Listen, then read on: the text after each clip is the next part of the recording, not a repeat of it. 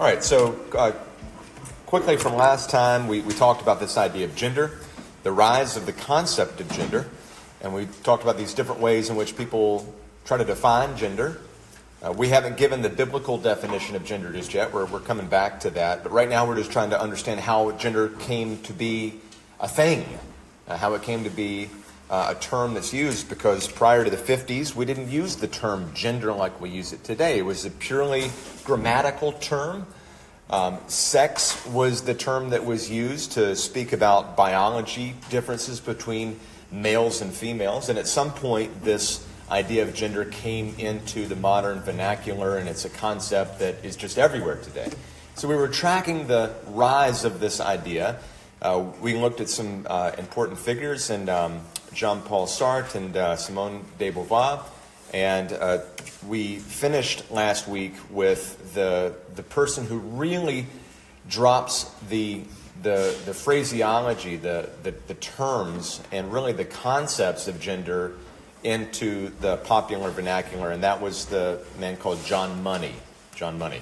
And John Money was a psychologist and a sexologist who began his work really in the 1950s. He got his PhD from Harvard in 52 and spent the rest of his life working for Johns Hopkins University.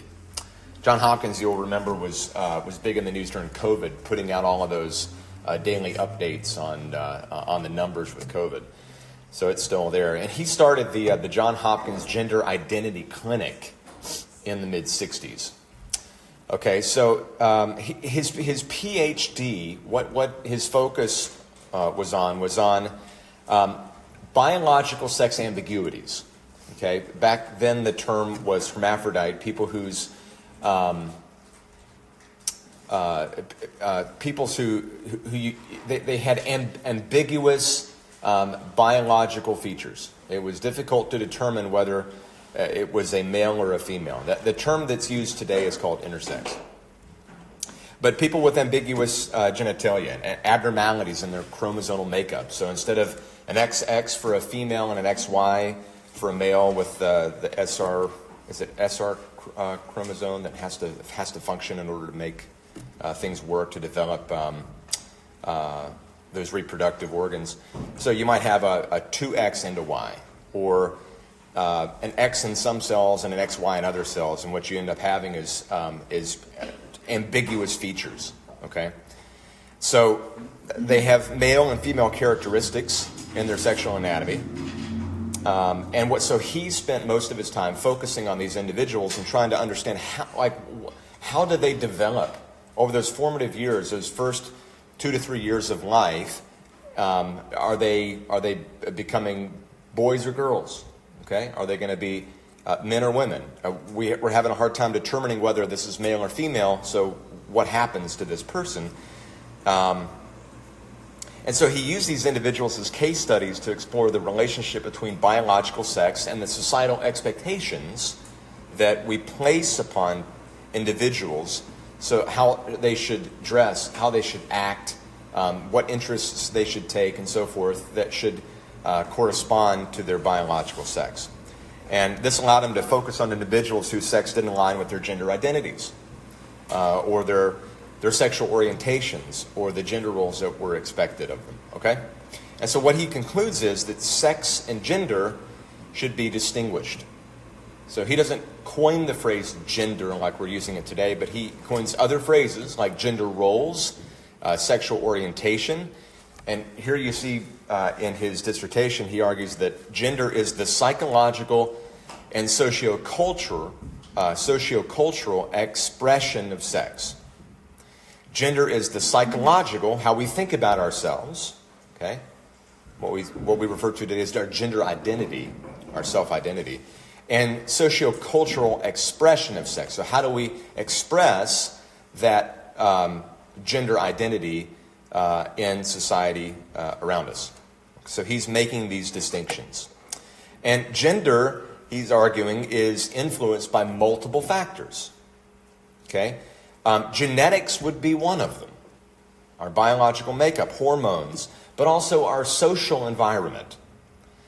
And Money argued that basically you had about 2 to 3 years where the socializing of a person is going to kind of make their gender identity fixed. After that, it's very difficult to change that. Okay? And so if you think about what he's arguing here, what he's saying is that the idea of gender, okay, this psychological and sociocultural expression of sex, it's malleable. It can be shaped. It could be changed with the use of social conditioning. Okay, instead of putting the truck in the little child's hands, instead of making that the toy, put a doll in his hands. And if you socialize him and you condition him to wearing dresses, and if you condition him to playing with dolls, he will begin to think of himself and express himself in the ways that we typically think of as feminine. And you see how this would be really important for the study he's doing on people whose biological sex is ambiguous. What he's going to do is he's going to choose one sex for that individual, and then he's going to choose a corresponding gender expression that he would see going along with that biological sex.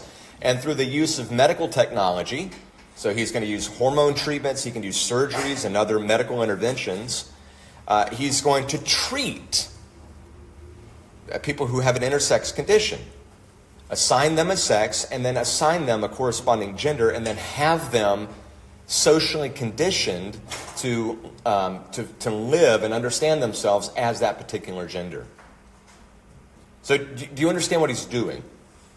He's trying to fix the problem of these of the sex ambiguities, because he's just going to pick one, and he's going to assign to it a gender, because you see, gender is just the psychological and sociocultural expression of sex. So he picks the sex. He says, we're not really sure. We're going to go with boy on this one, and we're going to treat this child as a boy, and we're going to raise him as a boy. We're not going to ever tell him otherwise. Or as a girl. That's what he's trying to do. He's trying to treat people in that way. So he's basically, think about what he's doing here. Think about this in terms of what we saw last week with the philosophy behind this. So he's taking an existentialist understanding of gender, wherein we are self-determining, and we're just going to apply that now to the idea of gender, and we're going to transpose that into psychology or into medicine. Okay? And he's proposing a theory that we can create gender. Because when we come into this world, he rejected what we might call gender essentialism, that from the womb we are male or female. We are men or women. That gender is part of the essence of who we are as human beings. He thinks we kind of come into this world as a blank slate, and through social conditioning we add to the slate. And so if we have a blank slate, if gender as of yet is undetermined for the child, well, we can just determine that for them through the use of, again, medical interventions and social, cultural conditioning. Okay? And here's what you get. Through this medical intervention and the social conditioning, males, which is a sex category, male and female, males can become women. That's the gender category. And females, again, a biological category, that's sex, can become men. Because that's a gender category. So let me pause here. Do you understand what the theory he's proposing, or what he's trying to do? Any questions on that? Does it at least make sense on what he thinks he's doing? Yeah. So he's still from the idea of those that have that biological ambiguity. He hasn't taken it to people with normal chromosome makeup. Not yet. Okay, well that's what I was wanting to make sure that I understood. Yeah.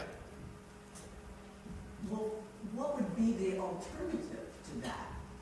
You know, if there is ambiguity, then what's the alternative? You know, I mean, talk about that. As opposed to what he's just picking one? Yeah. Okay.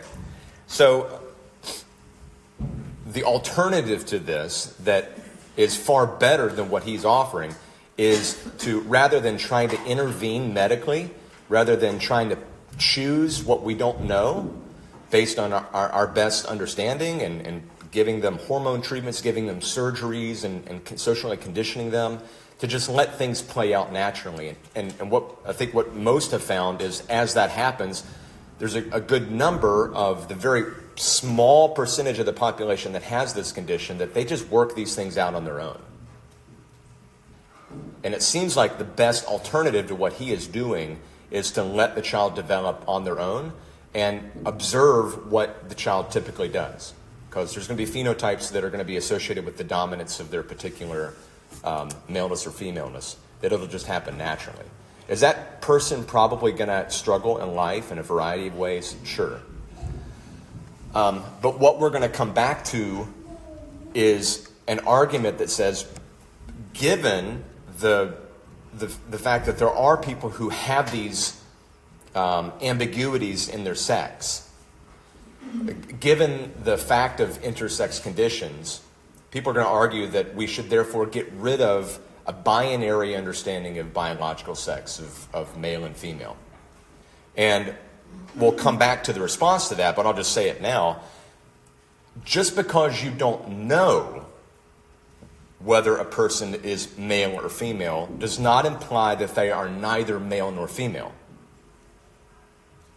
If you don't know something, that doesn't imply that that something doesn't exist. So we can't use a limitation in our understanding and our knowledge of a gender binary to then draw an implication that there is no such thing as a gender binary. But I'm getting ahead of myself. We'll pin that. We'll come back to it. So, short answer: let the family do it on their own. Don't give them surgeries. Don't start removing or adding things. Don't start giving them hormone treatments, and don't start withholding their condition from them. Let them develop naturally, and generally, those people tend to work things out on their own.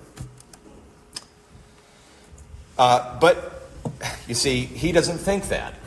Right? If you hold to a view, what we call gender essentialism, that God made them male or female, and that that's going to express itself naturally as that child develops. If you disagree with that, and you think that the child is a blank slate, and gender is only coming from the psychological and socio-cultural conditioning of the child, then you're going to go where money goes, because it seems like a reasonable alternative to letting the child just be figured out by the wrong non-experts, namely the parents.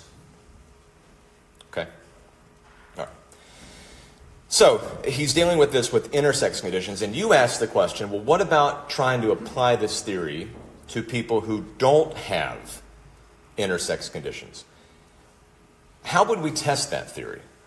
How could you test the theory that would say that males can become women, that males, biological males, can be socially conditioned to become a different gender, one that doesn't match their anatomy, their chromosomal makeup? How would we test that? Start with some kids. Okay, start with some kids. Somebody else said something? It? Okay. Do you remember? No. That child raised as an it? No. Yeah. Is there a case? I'm sorry. I'm just talking about, he ends up writing a book, and I'm not sure how the story ends, but he is born into parents that decide that there will be no gender association. I think she's talking about the first video you showed we started the series on. Oh, okay. I was thinking, isn't there like a horror series called It? That's the first thing I thought of. I was like, remember he eats children, but I don't remember. I don't remember seeing anything about it in So I think you're talking about the actual case, the famous case that Money tests this theory with. I think, unless there's another case, there may be another case. I think it's a book. The guy writes a book. I haven't read it. I've just seen it Okay. Well, what's happening in the story? Like, what are they doing to test the theory? You said that they're excluding any kind of notion of gender as they raise the child. Yeah, he's raised as a, I keep saying he, I think it was determined that he was male. And he writes a book about being raised as an it. Okay. So yeah, that's one way to try to test it and see what happens, right? Instead of giving blue or pink, trucks or dolls, give gender-neutral toys, give Legos, I guess, and orange clothing, or generally speaking, just try to avoid those things and see what happens. So here's what money did. There's a famous case, and I'll play you the video next time. Because next time what I want to do is, when I get through this, I want to come back next time to a critique of this. But I'll show you what he did to test this theory. Because like what you just said, Ryan, is right. We need to test it on children. And money gets the perfect test case. I mean, like the perfect test case in order to test this theory. And he builds all of his credibility on this test case. And this test case is really the reason that we have the entire idea of gender, transgenderism, gender-affirming surgeries and treatment today. Like, this comes back to this man and this experiment that he's going to do. And so it would be worth asking, well, what was that experiment and how did it go? Does it support the ideas that we're seeing today in terms of gender-affirming care, as it is called? Okay, so I want to stir the interest for you, put a pin in it, and we'll come back next time and I'll show you a video, and we're going to see exactly what happened. Okay? But right now, just note that he is popularizing the non-grammatical use of gender. Now, he popularizes the concept, and what happens then, the way this really becomes mainstream, is through the vehicle of what is the next wave of feminism, called the second wave of feminism. Now, this is going to take the ideas of gender that money is developing and amplify it in the culture. Okay, so the second wave of feminism, remember the first wave was at the beginning of the 19th century, focused mainly on what we called women's suffrage, so their ability to vote, to own property, to get higher education, things like that. Well, the second wave of feminism goes from around the 60s up until about the 80s, maybe early 90s. And the focus is very different on this second wave. The second wave of feminism is focusing on sexual liberation. So the freedom of a woman to be promiscuous if she wants to be. And highly focused on what do we do with the outcome of that. So when pregnancies arise, what do we do with that? So you had the rise of the birth control pill, which was a significant part of this movement. But also abortion became a fundamental right. Because if you're going to have sexual liberty and no restraints, there are going to be consequences of that with pregnancies. And women should have the right to choose whether or not they want to have the baby or to terminate the baby, to kill the baby. That's what abortion is. It's baby killing. And other things, anti-discrimination as they would define it, and so forth. Okay? And feminist authors of this time are beginning to use this term gender, especially to challenge the ideas of traditional gender roles. Because Money in the 50s, he's still working with this idea of gender roles. He still sees that there are appropriate expressions for boys versus girls. And now what feminism is doing is just challenging that. Why should feminism match female? Why shouldn't women, biological women, act and behave like men are typically associated? Why can't they do the same kinds of jobs and do the same kinds of things and be treated in the same kinds of ways? Okay? And what you have here is feminist, what we call egalitarianism. This is the view that we're just kind of eradicating any inequality between men and women, and that inequality could just be one is typically stronger than the other. That's an inequality. They're built different. They typically default to different interests. If given the choice, they're going to do different jobs. Okay, let's eradicate those kinds of inequalities.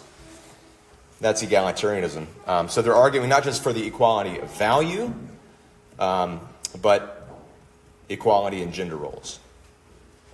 And so here the concept of gender is rising in the 60s and 80s. There's an evolution of the concept of gender. Remember, gender wasn't used. Gender emerges as a concept distinct from sex. Gender roles are being defined.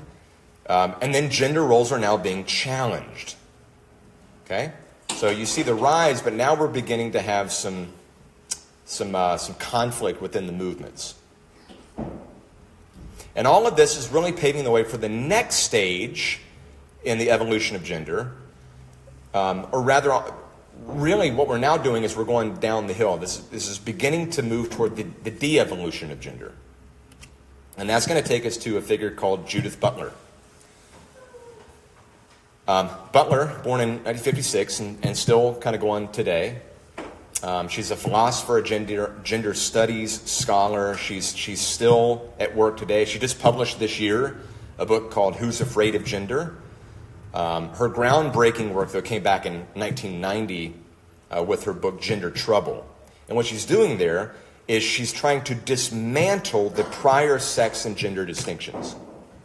So now she's taking these distinctions and she's going to work out problems with these distinctions. She's going to begin dismantling prior conceptions of sex and gender. And she's going to be key to this third wave of feminism that begins somewhere around maybe the late 90s or early 2000s, depending on how you slice it. And this third wave of feminism is going to be focusing on what is today called intersectionality. So it's really focusing on the sociological framework that explains not just oppression, but also privilege.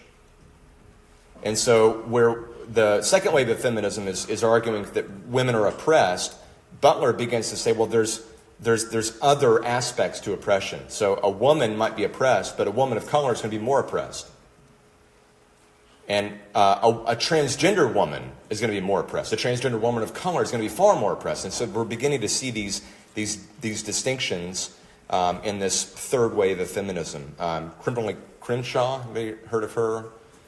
She was a legal scholar in the early 90s, coined that term intersectionality.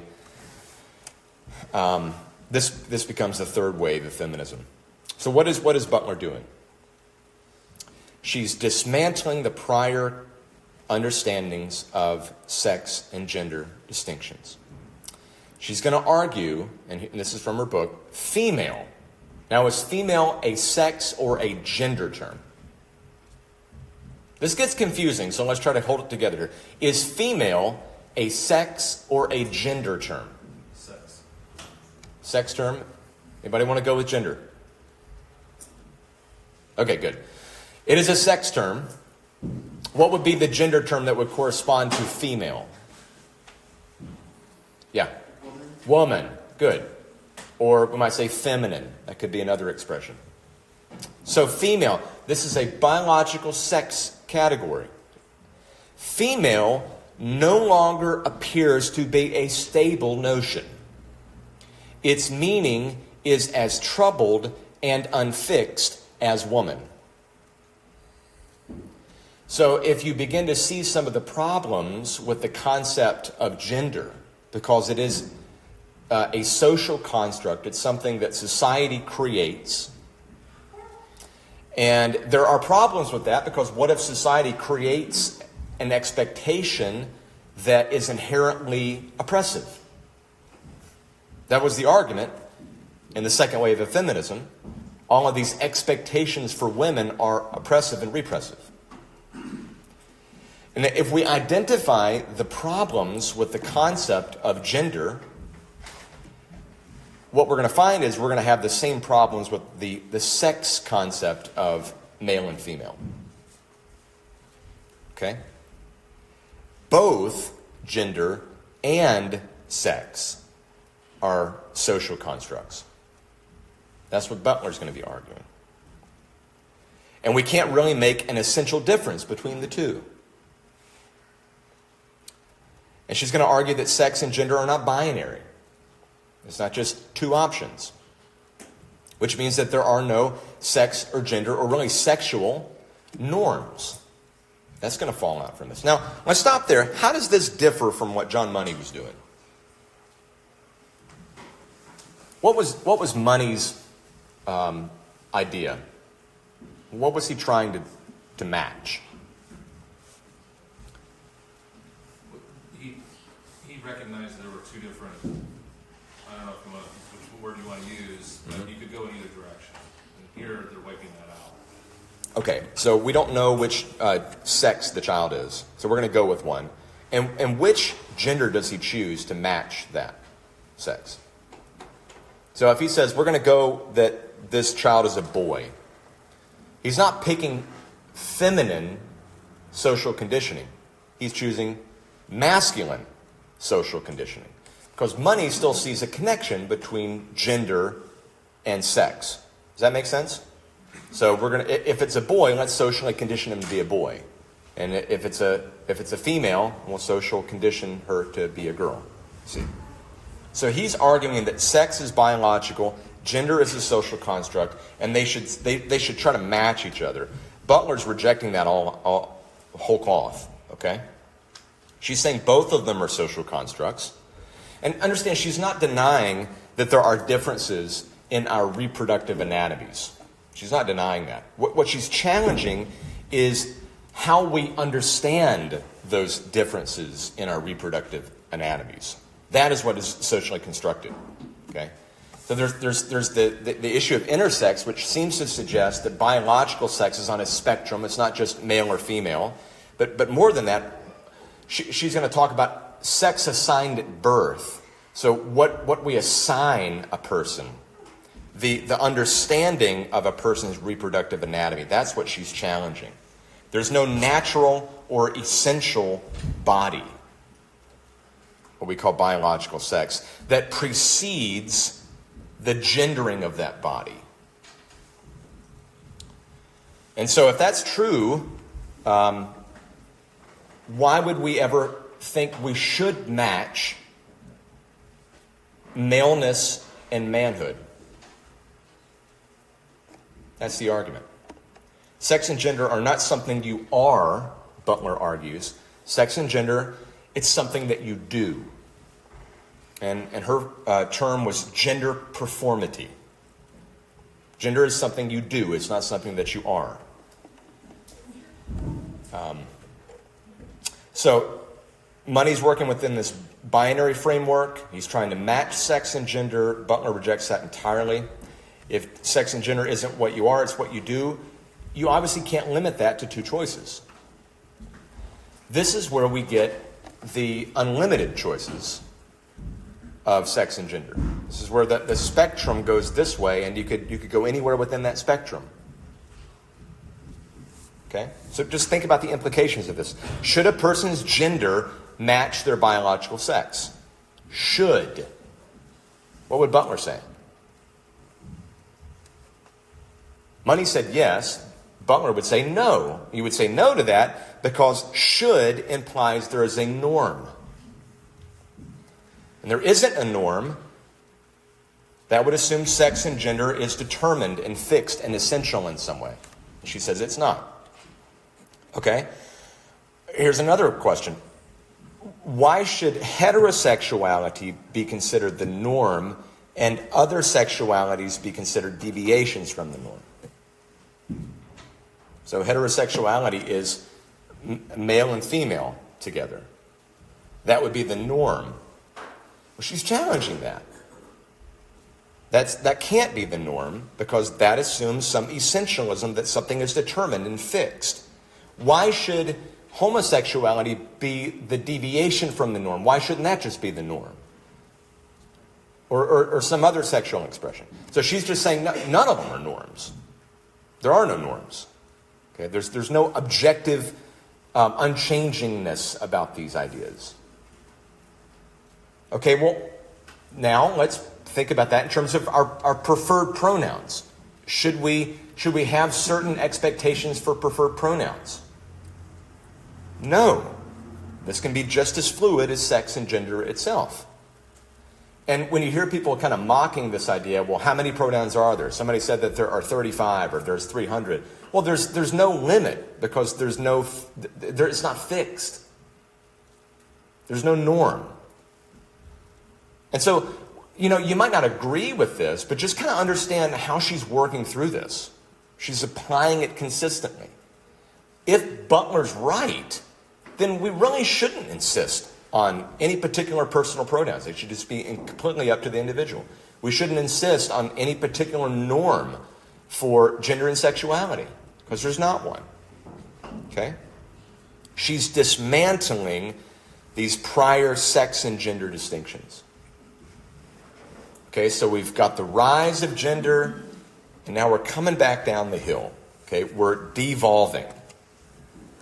And the next stage is what is referred to as gender abolitionism, or sometimes you refer to it as post-genderism. All right? Gender is too problematic, and we should just get rid of it. Right? It's advocated by certain feminists. There's actually argued that there's a fourth wave of feminism going on right now. But certain Marxists and transgender activists make this argument. We're running low on time, but one of the big influencers of Judith Butler was the philosopher Michel Foucault, who was arguing, who had a very specific idea about truth claims and knowledge. He felt that those were all really power plays and means of gaining power over others and really using that power for oppression. And Butler applies that to gender. And now we're gonna carry that all the way through and say, well, then just get rid of it. Just get rid of it altogether. Don't try to equalize it. Just get rid of it. Right? Concepts of gender do more harm than they do good. Moreover, it's not even something you can coherently define. Like if something can be anything, then it's nothing, right? Because it's a social construct, it's not essential, it's not necessary. Societies are just better off without it. Okay? As long as we have those categories, they're going to be used for oppression. That's how they've always been used. It's an incoherent idea to begin with. Let's just get rid of it. And so what we have happening here is that, gender isn't a thing. It's just a grammatical category. And then gender becomes a thing, and it's differentiated from sex. And then gender isn't so clearly differentiated from sex after all. Okay, that's Butler. And now we're saying, well, it's so problematic, it's not even a thing. Just get rid of it. So I'm calling this the rise and fall of gender. Okay? And so this is a good opportunity for us as Christians to think about this, to think about what's happening here. All right? How would we evaluate each of these different eras of gender conception in terms of worldviews? What do they assume about God and about human beings and about ethics and about knowledge? And then how would you evaluate these conceptions of gender? Okay, I presented to you how it came into vogue and how it's been defined. How would you evaluate those definitions and those conceptions? And then you'd ask the question, does Christianity even make this distinction? If it doesn't, why do you think it doesn't? Or if it does, how does it define them? How would you think about this as a Christian? Is sex or gender or both a social construct? And if they're not social constructs, or if one or the other isn't, how are they fixed? So we need to offer a response to this on its own terms. We want to try to understand what these people are arguing and try to interact with their arguments on their own terms. But then we also have to have something in its place if we find problems with those ideas. What is the biblical view of sex and gender and sexuality?